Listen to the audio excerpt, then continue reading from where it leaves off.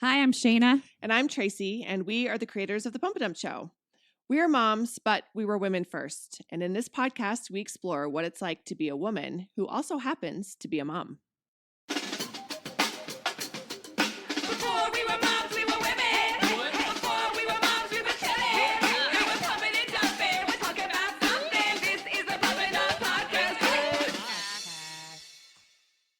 Today's special guest is our dear friend, longtime Pump and Dump Show supporter, Erika Righter, who is a social worker turned social entrepreneur. She runs and owns Hope Tank here in Denver. It's an infamous retail store full of all of the things you need in life, but it's doing such great things in the community and changing the face of retail.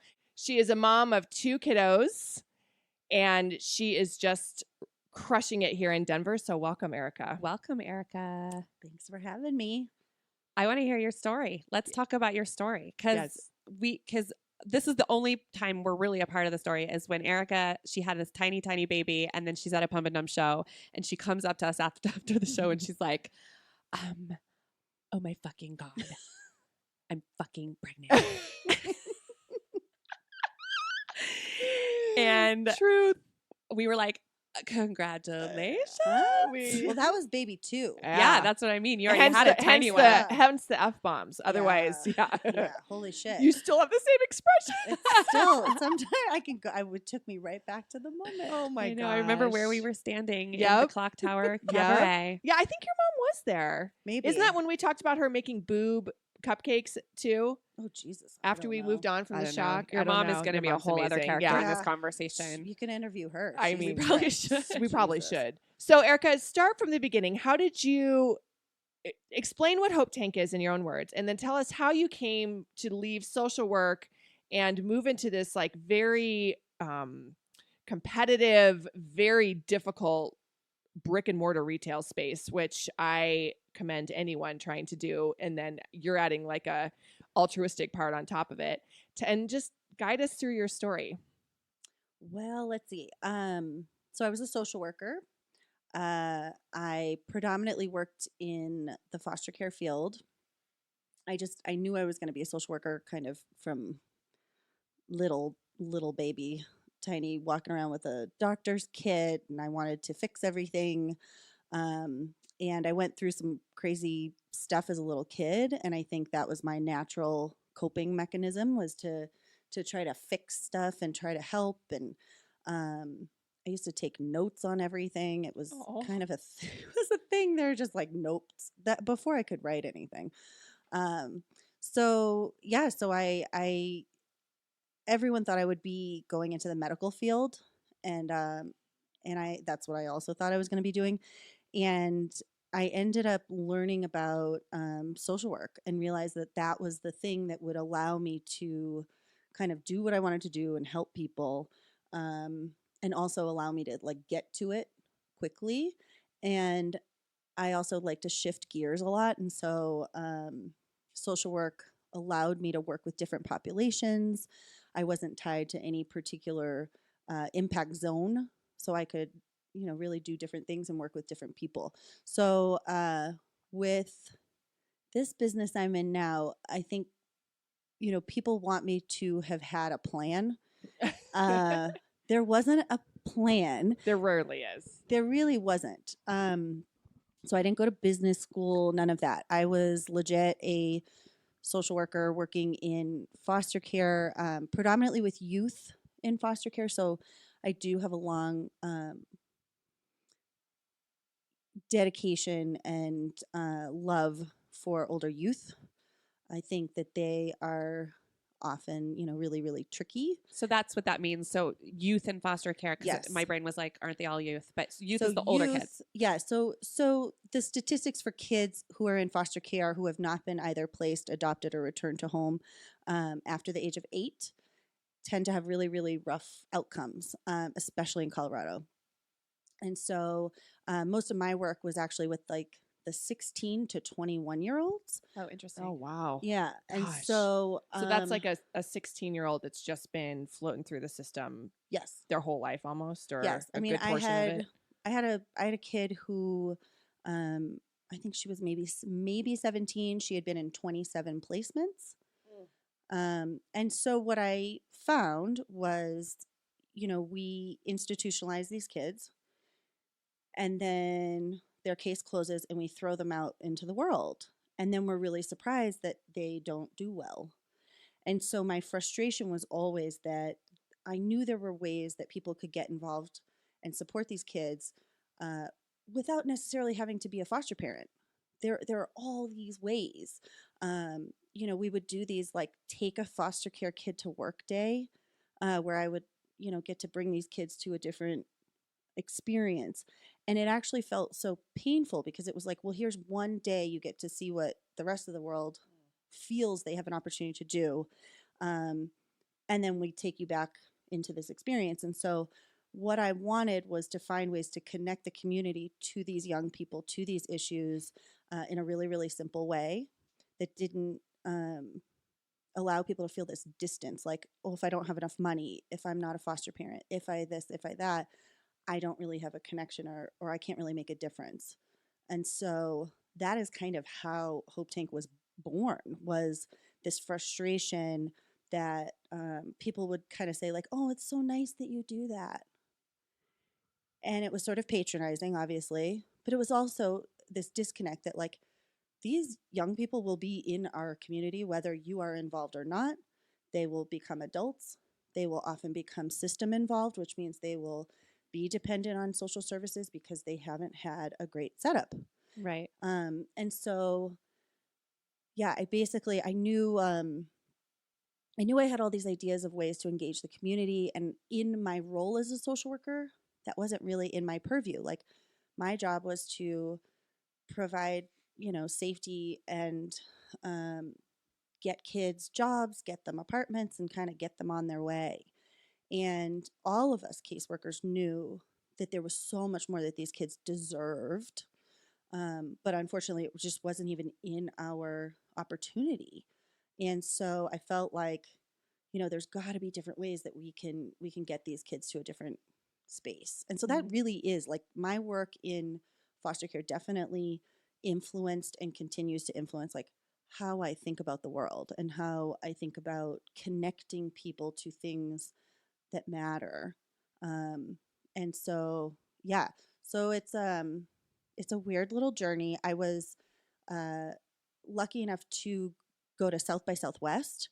I won this scholarship to go to the interactive, and most people know the movies and the music part, but there's this whole other beautiful nerd fest that is like tech for good and influence. And so I got to go to that, and I would talk to some of these people who were just geniuses, and they were like, get on with doing the thing you want to do. Like, you have really good ideas.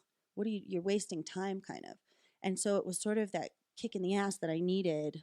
That was like, if I don't do something brave now, it's never going to happen. I'm going to continue to wish I were doing things. And so the organization I was working at had a pretty inefficient leader. I found out I was pregnant a month after I had just gotten married. Oh. Yeah, it was crazy. My husband at the time also got laid off the same month. And I said, well, shit, it can't get scarier. And so I signed a lease on a space. And I was On like, Santa Fe, on right? Santa Fe. Yeah. I didn't know what the hell I was doing. I just knew I needed a space to gather. I know artists. I know people who give a shit about things in the community. And I literally started then and there. And we, from the time I signed the lease, I think we opened in 3 weeks. Oh my gosh. Will you explain to people what Hope Tank is? 'Cause Yeah. they don't. Yes. So Hope Tank is a gift store where everything that we sell gives back. So in its current iteration, and that's important because it has continued to change and evolve over the years.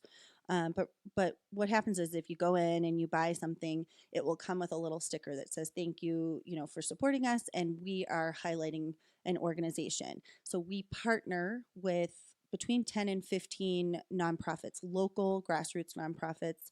Every year, we work with them for a year, and then we really use the store both as a place that's really meant to make people understand that philanthropy can look a lot of different ways. We engage people right then and there. We tell them about the organizations. We get them really fired up about it. And then the stickers are on the product so that if they give a gift, they can point that out to the person who receives the gift. They can go look it up. And then, with our space, we also host, people have recorded podcasts there on different topics that affect our community. So You've have never invited us to record our podcast there, Erica. I didn't know you. I don't How know. could we leave this fancy setup, Shay? I mean, my kitchen table is Well, if to- you want to do it with an audience, that's how we roll. Fair enough. right, Yeah. fair enough. So to clarify, so when someone buys something awesome at your Like store, some pithy socks. Yes. Like yeah, there's like or, fun or some jewelry or a book, Mhm. Yeah. then there's a sticker on the item that says, "Thank you. A portion of this has been donated to X nonprofit down the Yes. street." Yes. And then you guys, and then we do the give. and you do it from your business, like from Yes. your bank account. Yes, and we and this is where sometimes business coach types don't love this setup, but we give before everybody gets paid. So we do the give that's built into the budget, and Yeah. then everybody gets paid, and then the taxes get paid and all the things. But we do the give before, And then you get paid. If mean, there's sometimes. yeah, maybe. Sure. And the way that we give has shifted over the years. So again, I'm always coming from it from a social work perspective. I am now in a space where I'm not so certain the way that we're giving is the best way to do the impact that we want to have, and so we engage our nonprofit partners to give us feedback on what is the most valuable thing. So right now we have about 40,000 people coming through the store a year, which is crazy. Yeah. Mm-hmm. And so what I'm recognizing is we need to capture while they're there. We want to have more information. So rather than expecting people to go out and do the homework, I'm recognizing we have them right there. They're excited. People come in the store. It's really fun. We sell a lot of silly shit. It's supposed to be a really fun experience. And so what I'm hoping to do is raise some funds to create a more interactive scenario where people could go in a booth, they can watch videos, they can make videos, they can give right on the spot to those organizations. So that is a next phase of how we're going to have our impact. Because again, what I'm always looking to do is push people to really, really think about the resources they have that they might not even know they have. And then how do you execute that? So it is not always writing a check. It is not always volunteering. Sometimes you already have resources you don't even know. It might be letting somebody come shadow your work. So going back to that example of taking a foster youth to work day. How about instead, a business offers to allow a young person to shadow them for a month, for 6 months. That's how we got Archie. Exactly. I'm just Perfect example. just kidding. Okay, so Yeah. get back. Now you're pregnant. You realize you're pregnant a month after you just got married. Yeah. You're both laid off. You have no income. Yeah. And you open a store that's going to instantly give back to charity from the get-go. I know. This is the thing. I talk to, I'm invited to talk to a lot of entrepreneurs and women in business and things. And I always say, listen, I do not vouch for this way. It's business in general is very stressful. I don't think anyone can vouch for opening any business in general, but yeah, for sure you. This is definitely, We're go get a job. Yeah. It's, and to be fair, I also, I did go back to work actually as a social worker for a time while also having the store for a bit, which was insane because I had a 6-month-old. I went back to casework. I was pumping in a closet and then With the foreskin. I call it the foreskin when you pick up your shirt and it's just around your neck. And then It's you a just have to sit whole- in a work bathroom pumping. Yeah, it was a lot. And I was doing casework and So you went I had back the to store. work after you had the baby. I did for a time because at the time Yeah. So my husband at the time was out of work for like 8 months. It was brutal. But he could help with the baby, which was probably helpful. Yeah. I mean, it was a mess. I honestly, this is one of those things too where like your brain protects you because I legit don't remember a lot of like Oh, how it all interesting. happened. It was crazy. And you know, and the good news was that the business was only open about 11 hours a week at that time because we were down in the Santa Fe Art District, which does not have a lot of foot traffic during the week. It's really only busy on first Fridays and third Fridays. So at the time, it allowed me more freedom, you know, to take care of the baby. And the baby was also, you know, my first child was in the NICU for about a month and then came home with a lot of issues, and we were attached to an oxygen tank and all the things. Gosh. But I was incredibly lucky that my mom, who lived in Boston, came out and stayed and took care of the baby. So, you know, to be fair, there is no way in hell I would still have this business or even have been able to have the business had my mother not been out here. So she just picked up and moved out here. She didn't think she was, but she did. She like She just did. like sent for You're her all- things after a time. Mom, I got news honest for to you. God, it was a thing. It was crazy. It was crazy because she was, you know, so my daughter was like 4 pounds 11 Oof. ounces. Again, your brain protects you. So I didn't really like. She was almost full term, so she wasn't like a NICU alien baby. She was like beautiful and looked perfectly fine. She just was miniature. It was very weird. So like I didn't think it was that crazy. But yeah, it was recommended that she not be in daycare for a bit Right. because she was so vulnerable. Yeah. I would not have but- brought a 4-pound baby to daycare. You're like, here, Nope. take this, just in your palm. No, and like I would have her. I remember, you know, first Fridays down on Santa Fe, people are drinking and partying, and I would have her like in a sling, and people would go, "Oh my God, is that a doll? Is this like a performance piece?" Oh! I was like, "No, it's my kid. You're like, this is a real fucking art baby. right here. Yeah. It's a baby. It's a real. baby. It's just a real tiny baby." There was somebody at the pool the other day who had a baby that looked so much like a doll baby, and it was laying on the grass on a blanket Oh, that I no. was legitimately worried someone was going to step on that baby or put a chair on that baby because its head was kind of shiny, Oh. like perfectly bald, and it was sleeping so still. Oh. And I just was like, Someone sit by that someone's baby. gonna hurt that baby, like terrified. Oh, Anyway, Yeah. thanks. Now No, you just gave it's- us all I'm like really massive sorry. anxiety. Every mother listening to this just now, like their milk started squirting. Yeah, seriously. Okay, so your mom is here helping, your husband's out of work, you have the store that's open 11 hours a week, and you're doing social work cases. Then What what? came next?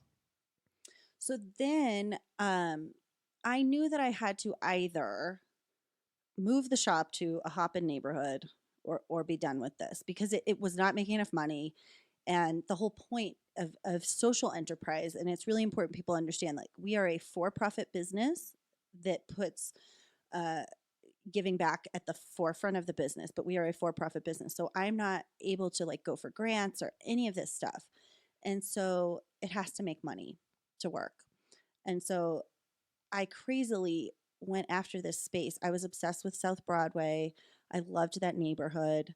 And this space opened up, and I, you know, convinced this awful person to let me pay him lots and too much money for this space on Broadway. And again, I don't recommend like how I went. Where about did you this get the stuff. money? Did you self-fund it? Did you I self-funded. like take out a loan? Again, this is like so. My dad passed away when I was in college, and so I had this very, very small amount of money that I had socked away and just didn't touch. And again, it's not a reasonable amount of money. Like for the size of my business, people would probably have like 100 grand. I had about 20. And what's cool is because I was a social worker and I was really used to being broke, I had two parents who were both first generation, I'm very, very, very frugal. So I don't believe in spending money on things unless it's necessary and if it's going to like help the thing.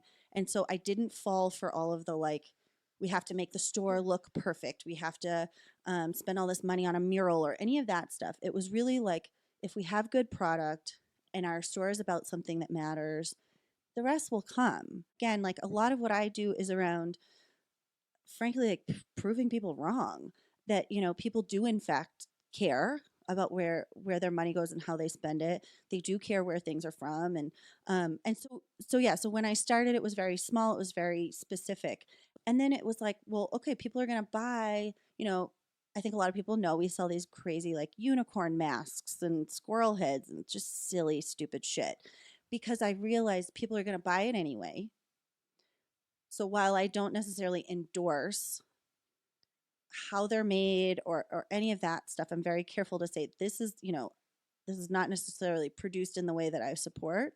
However, if people are going to buy it, I would rather they buy it with us and we do something good with it. And so I did expand our products to include all kinds of other stuff. To include unicorn and squirrel heads. We I'm now super have a confused. section. You Of haven't- heads? You haven't seen Unicorn the section. You haven't seen the unicorn and squirrel heads? I bought unicorn stuff for Evie for years from Hope Tank, like Yeah. every year. It's And like- cat stuff. She's really into cats. Little side note, my daughter has one goal in her early life, and that is to have a job at Hope Tank. That's like all she wants. She's obsessed with Erica and Oh my Hope God, Tank. That's hilarious. She loves it. She's always like, can we go? Can we go? And we were down having ice cream the other night at Sweet Action, which is right next door.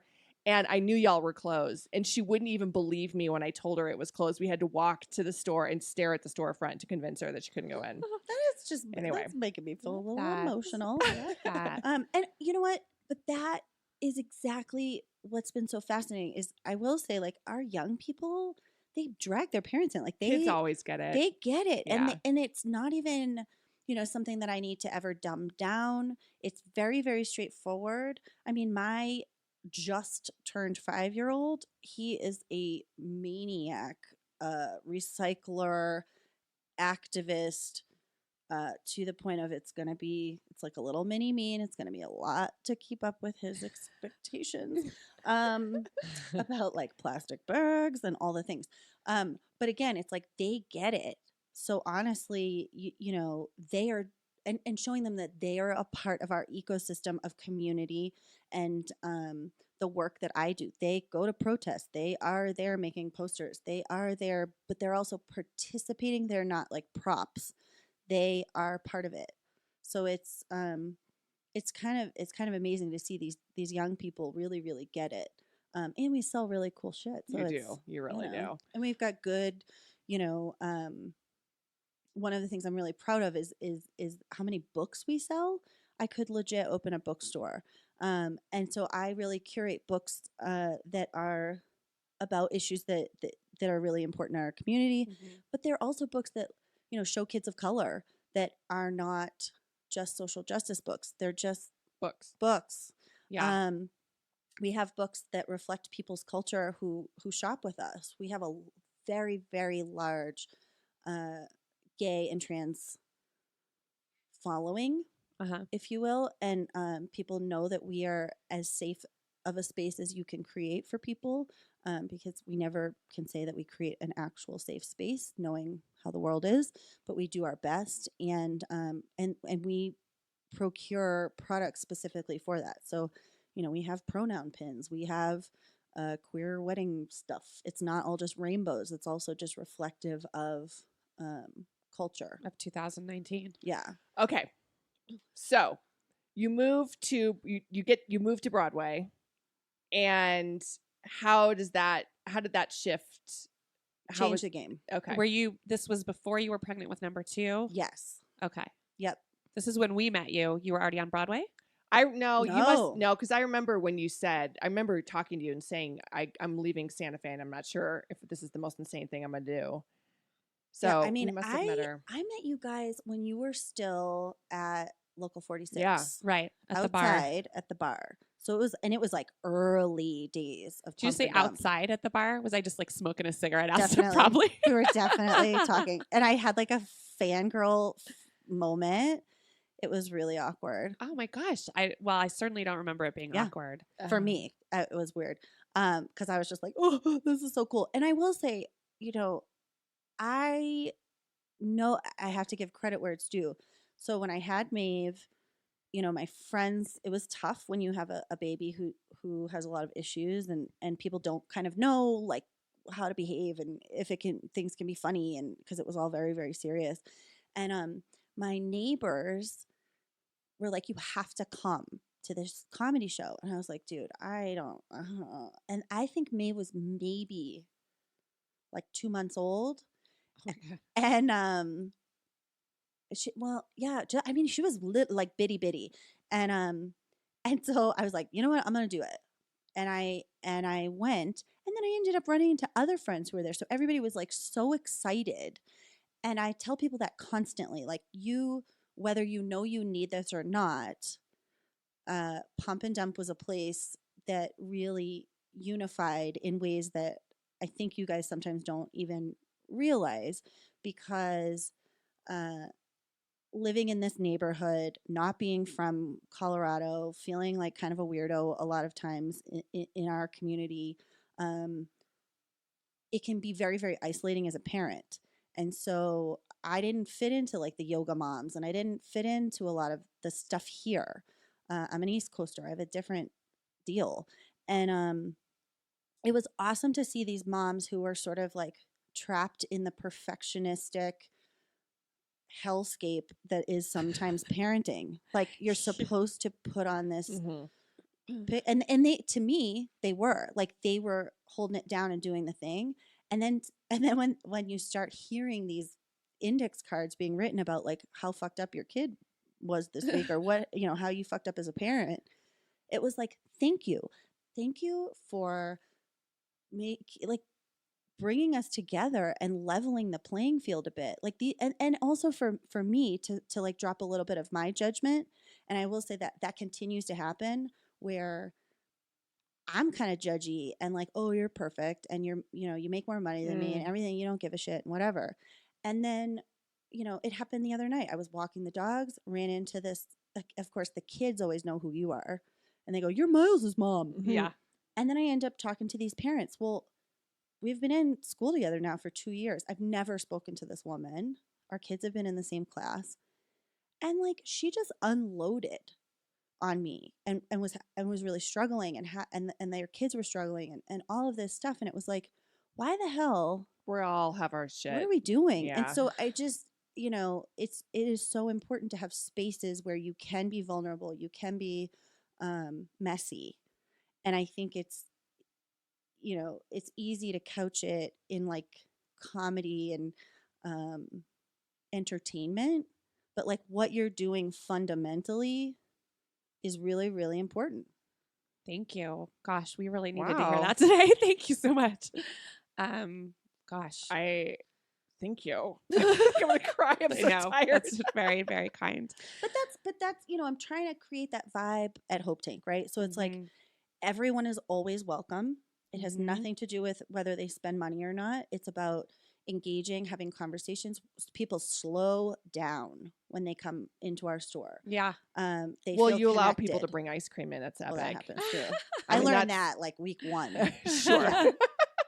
Yeah. It does talk about leveling the playing field, though. If you can ice cream lick and shop, game changer. So Yeah. something you all might not know about Erika too, that I hope you don't mind talking about, is that in the middle of all of this transition and opening the store on Broadway and being pregnant with another child who is how many months apart? Are they like Bo and Georgia? They're 22 months. Okay.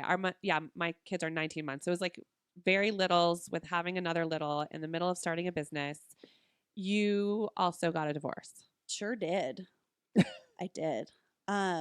Yeah. It's the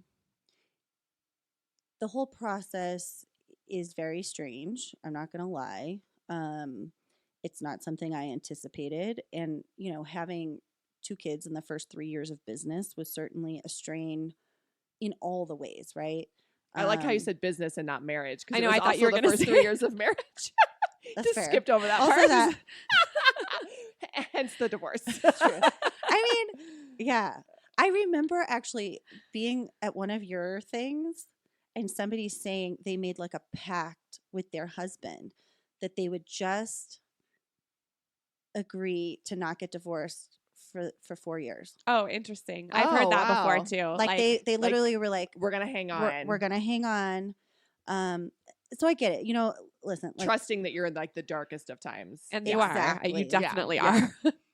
and you know, and I will, to his credit, like he went with this thing. This was my The divorce. well, he did Oh. not go with the divorce very well, You but meant he the did go with business. the Oh. business Yeah. very well. He And was working in your he store. was Yeah, working in the yeah, I store. always He saw him. was, I mean, I think he was very, very proud of that. I think it connected him to things he would never have been connected to as far as like community goes. So no, I mean, he was a lifesaver, no question.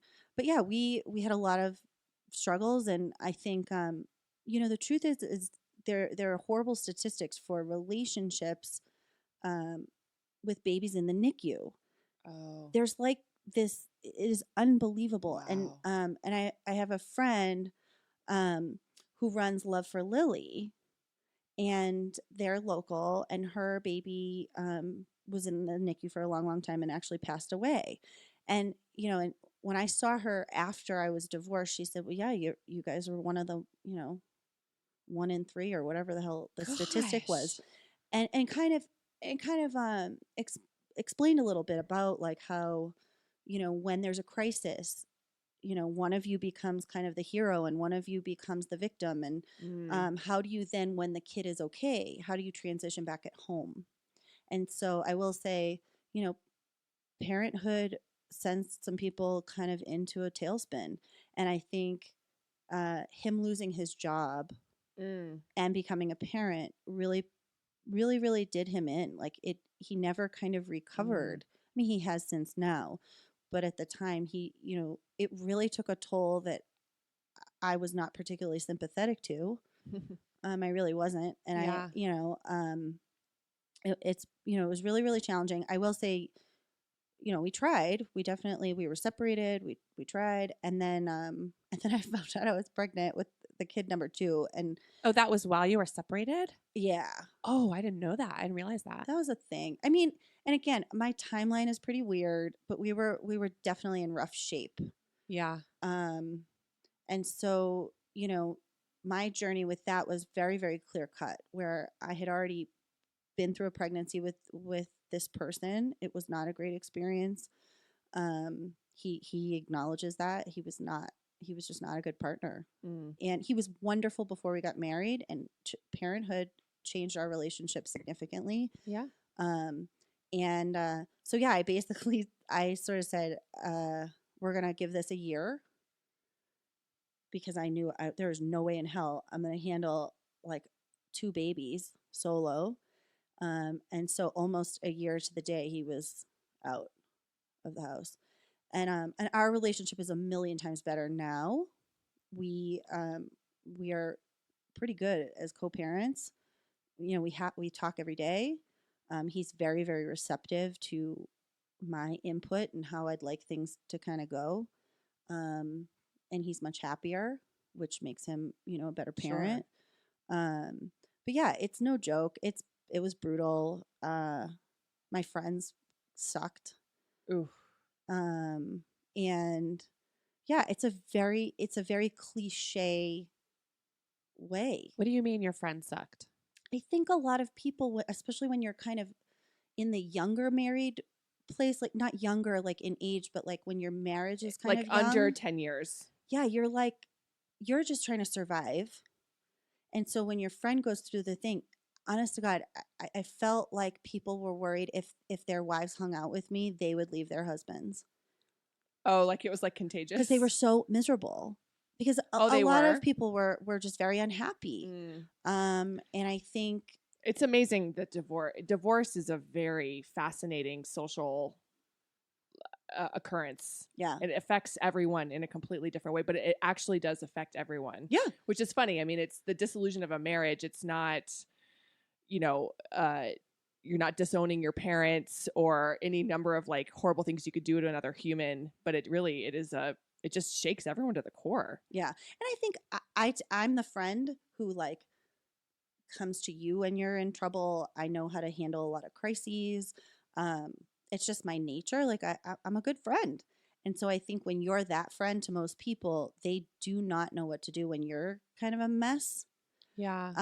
And so yeah, it was a very, very sad situation. And there are friends that I definitely no longer feel close to, because they just were really inaccessible. But again, I don't blame them for it. They were in their own shit. And I'm not saying their marriages were miserable. I'm saying having young kids, you're like just, you're trying to keep your head above water. Yeah. So knowing how to navigate someone else's stuff can be really tricky. And I tend to be somebody who's like, I'm good, I'm fine, I got it. Because I don't have the luxury because I had the business.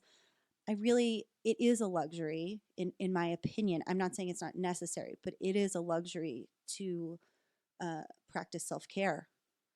We Right? have many a conversation about that. And like I'm working on that because I have such a shitty attitude about when someone says self-care, I literally just die inside. Oh and my gosh. hate We have them. an entire episode that's called Please Stop Saying Self-Care. I hate it. And it's Yeah. because really what it is about like self-determination and survival. And like I think it's also a personality. If you're type A, which we all are, and then if you have, my repressive tendencies, which are I'm fine, I got this, I can't show weakness. The last thing you're going to do is Instagram that you're taking a fucking bath, or that you're going to the spa for a day because it feels like you're giving up. And and admittedly in my world, you kind of are. Yeah, it sometimes feels you like got to a roll up your luxury. sleeves Yeah, when like, shit gets hard yes. and you just got to work. Yes. And you're tired and you look like shit and you feel like shit and you just don't get to check out for a day sometimes. Yes. Especially when you're a parent. Yeah. And especially when you're a good friend and you're a good parent and you're a good partner, like you gotta fucking show up. Yeah, Yes. and you, especially when you own a business, probably, sometimes even more than a baby. The baby at least goes to sleep. It's the business that never stops. It never Right. stops. Right. Yeah. And you it also feels like shit when people are like, I don't know how you do it all. And you should really, are you taking care of yourself? And it's like, well, no, obviously I'm not taking care of myself. Like, what the fuck? How do you, and Have also, you like, how do seen you my think- toes? Yeah. I'm like, We're like, lucky we're talking right now, sister. I know. it's a whole thing. But I am in a place in my business, in my life where I have thankfully, I have an incredible group of people around me who are interestingly, again, it's weird when you're in business. I have a lot of people in my life who came to me through Hope Tank. Like they were initially business people or Yeah, it's like us, like know. everyone that we know through the Pump It Up show. Yep. And it's different. It can really separate you from your friends. I get it. Like I don't necessarily know how to turn off. I don't know how to shoot the Yeah. shit as well anymore. I have alienated lots of people because of my social justice work. And it only ramps up as Yeah. I really step more into my authentic justice work. I make a lot of people very uncomfortable. Well, you're very vocal. I mean, you're very vocal just on social media about Yeah. it for sure. And I have just, you've taught me a lot of things just by like reading your threads and your posts for sure. And I've also been watching some of the difficulty that you've been having recently with people pushing back. Yeah. And that's great. yeah. Because at least they're engaging. I will say, again, on that note, it sucks because I do feel like with social media, people, they engage in a lot of the stuff that provokes them.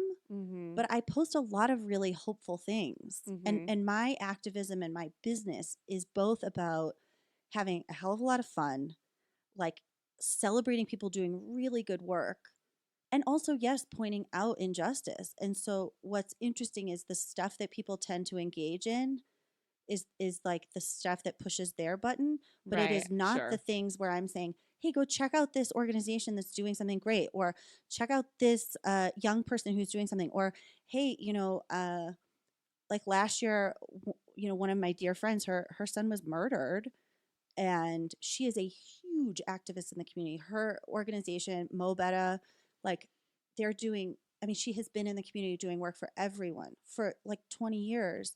And the engagement I got when I was posting about this and how to like, go to this woman's farmer's market and like embrace her. Yeah. People just backed off and didn't engage.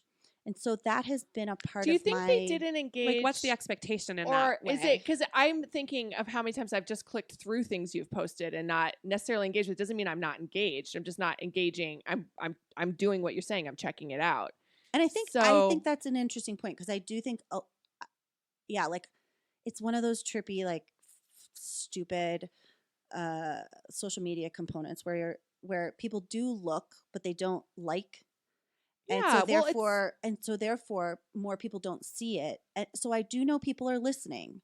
I don't know that they're when they don't engage, I don't know if they have you don't. seen it. Mhm. Also, you're really, you're engaging in a one-sided conversation. Social media is not a conversation. Well, that Social was my media next is one question. person saying one thing at the top and other people literally physically underneath saying Right. things, and it's not an actual way to like reasonably talk, Yes. or have a conversation, or even, and certainly not a debate. So it's hard. It's hard to manage that without it.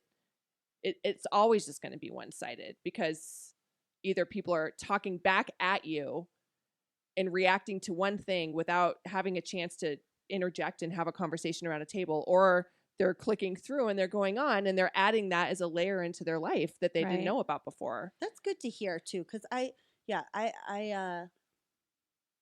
continue to think about how we can use the store as a gathering place more and as a place to have those conversations. Because when we do this intimate work, there's an incredible organization called Building Bridges. They do a lot of like intentional conversation around difficult Mhm. topics, around race, around class, around gender, all this stuff. And so we did one with two women, one of color, one who was white, who I will fully admit, and she knows it, and she's very, very well known in town. She's amazing businesswoman. And I had my hangups about her and about how how I assume she showed up in the world. And when this organization, when these people, this woman, Jenny Madrano, like navigated this conversation, I fully showed up differently for this white woman. I fully engaged and saw her as closer to me in my experience, and I dropped all my bullshit assumptions, and it was transformative, and everyone in that room was transformed. And so the concept of like how to listen, how to engage, all of that is stuff I'm always learning, and I want to, as I learn, I want to share, and that's really my next journey with the business. I have another business I have started, and it is all about this, about the engagement, because I do think people are watching, but how do we shift We're not. into conversation? I mean, even just your store, and Shay and I have said this since the very beginning, we're a lo-fi business in a hi-fi world, right? Like the one thing we're the most proud of is the gathering of actual human breathing bodies in one room. It's a big deal these days to Yeah. get to do that, and to have hundreds, if not Yes. thousands of people in one room, laughing together, like passing around their energy is a big deal. It's the same as a store. People don't even look at you. You don't even look at people in the eye when you give them money anymore. So just to have a store where there's people walking in and talking about the products that they're buying, they're not just like, with the glassy eyes, just click, add to cart. I'm waiting. I need it here in 3.5 hours. Like it's a completely different dynamic when that happens. And if we don't start utilizing, I think that's why podcasts are so, popular, because we're realizing we're starting to lose the art of conversation, and that it just gets stifled on social media, no matter what you're Right, and trying then to it's do. just jabs. Right. It's just jabs. Yeah. It's literally set up that way. Right. Yeah, I think that's difficult. I mean, especially as like a social activist, right? Like you learn things, you want to share them. Oh, Right? I know sure. like a ton of people that feel like I am a disseminator of information. So I will Yeah. post this thing, And- but like Tracy said, you've got to get a lot of pushback because it is not an actual in-person conversation. That's great. You guys are doing that kind of work in your store. I think it's just like unheard of. Like there just isn't that happening anywhere. Well, it has to, otherwise we're going to fall as a society. Well, we're all Everyone- going to die because of 5G. So Yeah, it's so there is over that. soon, you guys. I will say too, like on that note, thinking about women, I'm definitely doing some work around aging, and there's this beautiful campaign happening right now around shifting that narrative around aging, especially around women and the workforce and business. And I will say that, we greet every human who comes through our door, which already people are like, thank you for acknowledging I exist. But I can't tell you the number of times that an older woman will get like teary eyed because that kills they will me. say, you are literally like the only person who's spoken to me in like I a can't. week. Oh God, that makes my heart. I can't deal with that. But that's real. Like I we know. literally ignore human beings on that just such a aren't shiny and consistent. perfect. Yeah. And so, it's not cliche. It's real. Like we see it when we have these conversations, people get so emotional. And that's something I have to prepare my staff for. I will say, I need you to understand, you have to have an emotional IQ here, because I have people who come in, whose like friend just killed themselves because they know we sell a card that will just be the card that will, like, what the hell card do you give to somebody? The sorry your in that friend thing? killed themselves card. And- Well, it's an Emily McDowell It card. is an Emily McDowell card, and Who it we says, should have on. Oh my She's God. and it is, awesome. and there's no good card for this. Yeah. That's, that's literally what it says. Yeah. Oh my God, that's she amazing. she did a whole series of what'd she call them? Trauma cards or Oh, there's that's empathy genius. cards. the empathy cards. Yeah. And they're all because she had cancer and she Yep. just knew. And so she wrote the thing that everyone Yeah, she's on the like- receiving end wants Yeah. to hear. Yeah. She says, stop giving people shitty cards for shitty things. Yeah.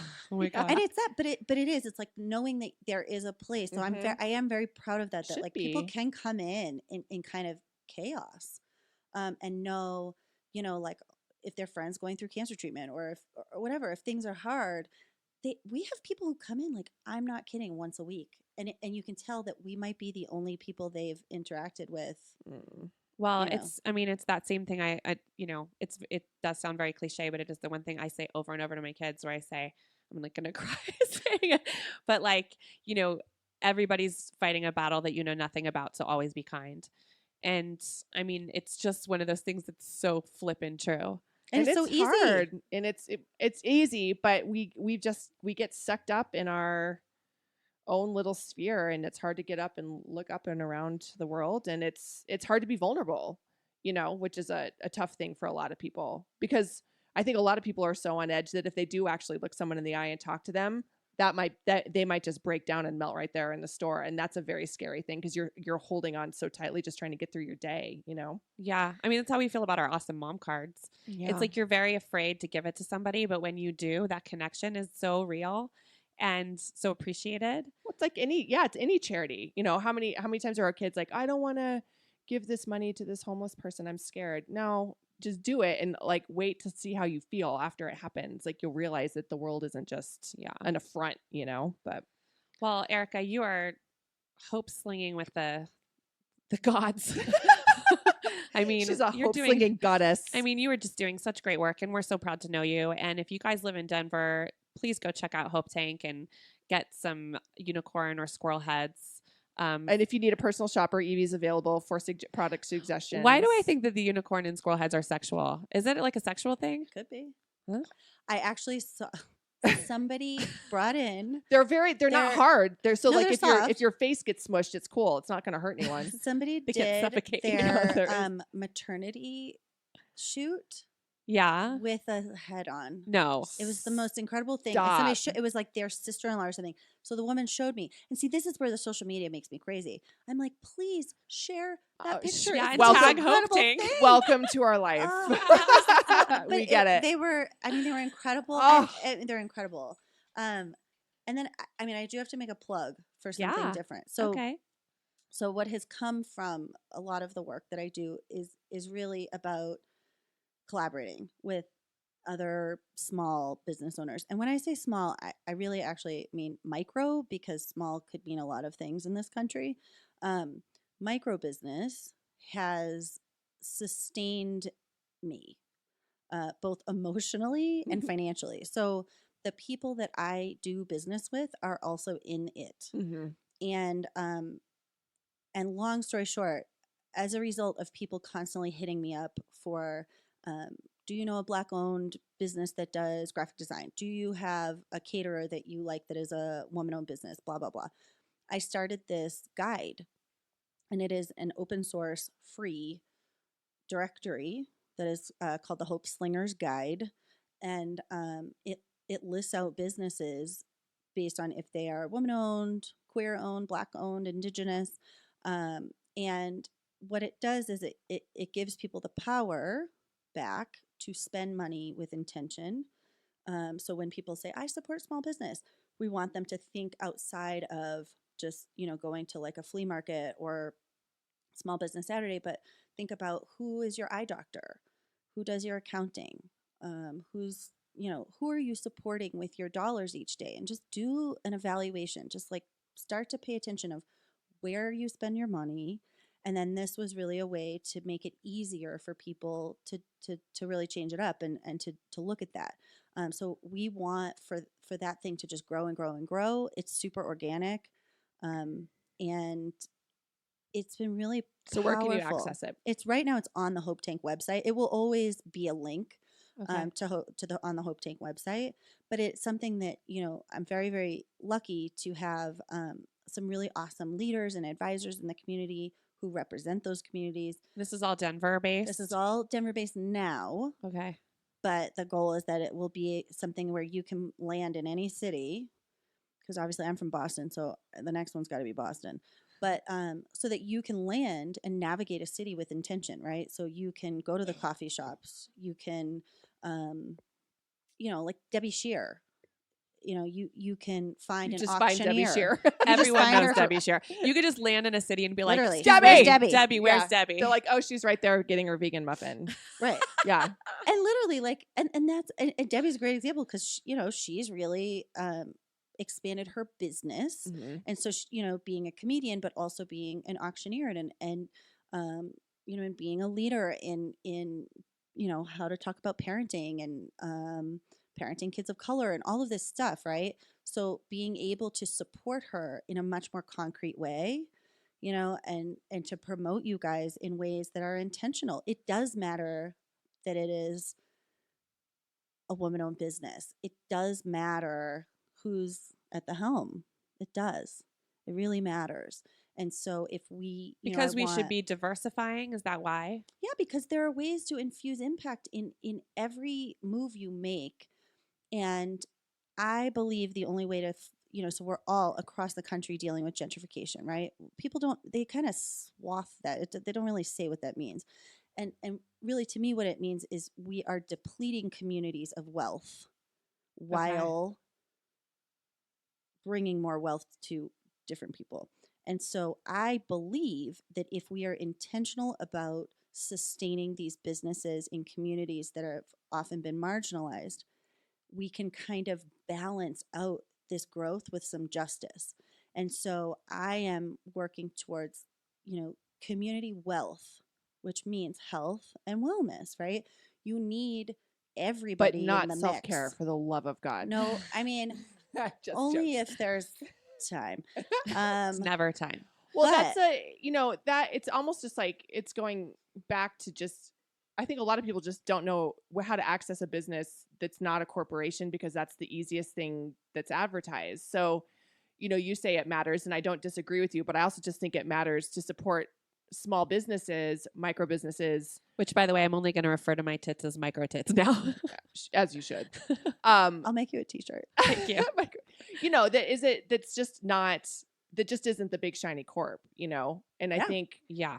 that's And holding those accountable too, though. I will say, like I'm working with Meow Wolf right now, and there's a lot of pushback about how they're going about things, and how do you be like an art collective that becomes this giant company? Well, the way you do it is how they're doing it. They are working with the community. They are paying people in the community that they might be displacing. They are engaging specifically artists of color. They are looking at who does their catering for their events. They are, that's how you do it. So you can do it on any scale. Mhm. It's just about doing it. And so what I realized was it was really hard to do it. So if somebody wanted to find me, they're not going to find me by like woman-owned business. They might find me like Business for Good or gift store or something. But like where my business is, we have 24 women-owned businesses in 4 blocks. That matters for a lot of reasons, but they didn't even know that. Mm. And then when I was able to kind of point that out and gather, we were able to support each other kind of differently. Several of us are solo moms. Right. Like to know that you have other people in business who are going through, sort of similar challenges, and how do you navigate that? And are there opportunities to create different supports for each other? But again, it's about making it easy. Mm-hmm. So that's why, like, this thing is going to get some love, thank God, and we're going to fundraise for it so that it can always be free. There will never be a pay-to-play option. Mm-hmm. Right. It allows people to do it how they can use it however they choose. If they want to support, queer-owned businesses, we want to make sure we have a lot of them. Yeah. And then that also allows me to go to our mayor and say, what are you guys doing? What is the city doing to support these small businesses? How are you able to, really, really concretely do Right. that? And when they say there's this many number of minority-owned businesses, we can say, well, actually, there are a lot more. Right. Because they might not be certified. And so it's really just an equity game. It's like, if you don't have the capacity and the funds to be a B Corp, but you're a company that gives back, you should get some credit for that. Yeah. And people should know that. Just know about it. Yeah. Absolutely. So Yeah. it's just a tool. Again, it's just a tool to really engage in community differently.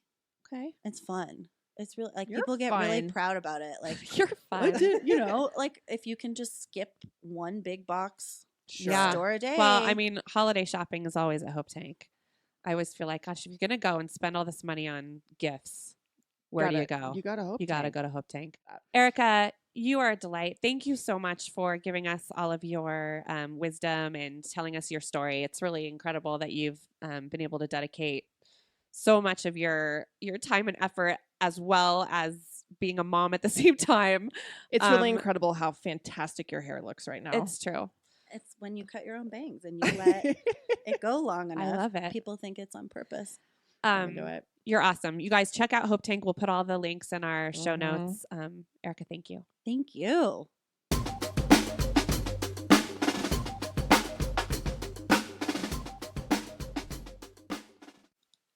We'd like to end today's episode with another post from our Band of Mothers Facebook group. If you haven't joined, join up. Always entertaining, really great supportive moms. We're so proud of it. And it's such a great community. And somebody posted a post of a mom who had ran an entire marathon in record time with 3 children in a triple stroller. So you can imagine that there's some amazing comments, none of which are insulting to the mom. Everyone is like, way to go, you're amazing. However, some really funny comments about what possibly was going on during that race. And some of these comments are like killing us. So we just wanted to share them with you. So again, somebody posted an article about a mom who ran a 3:11 marathon. I'm assuming that means 3 hours and 11 minutes with a triple stroller, 185 pounds of children in them. And then one mom writes, meanwhile, I'm struggling to push the grocery cart with 2 kids. #struggle bus. And another mom writes back, struggle bus is my new favorite word and also the new nickname for my minivan. Someone just wrote, are we there yet? Another mom wrote, the stroller weighed 185 pounds, which included 20 pounds of snacks and 3 iPads. Another person wrote, amazing, 20 minutes in and my kids would already be fighting with each other. Mom, he keeps looking at me. And then somebody wrote, this is the ultimate, I'm sorry, but, and then in all caps, why the heck couldn't anyone just watch her kids for 3 hours? What do we have to do to get some time to ourselves? And the response to that is die. Someone wrote, die. We have to die. Killing us, guys. Love and Band of Mothers Facebook group. Join it. Tracy and I will have all kinds of fun news for you coming up in the next month. Keep listening. Follow us on Instagram. Follow us on Facebook. And join Band of Mothers. #Band of Mothers on Facebook. where every day you will feel normalized. We promise. See you next week.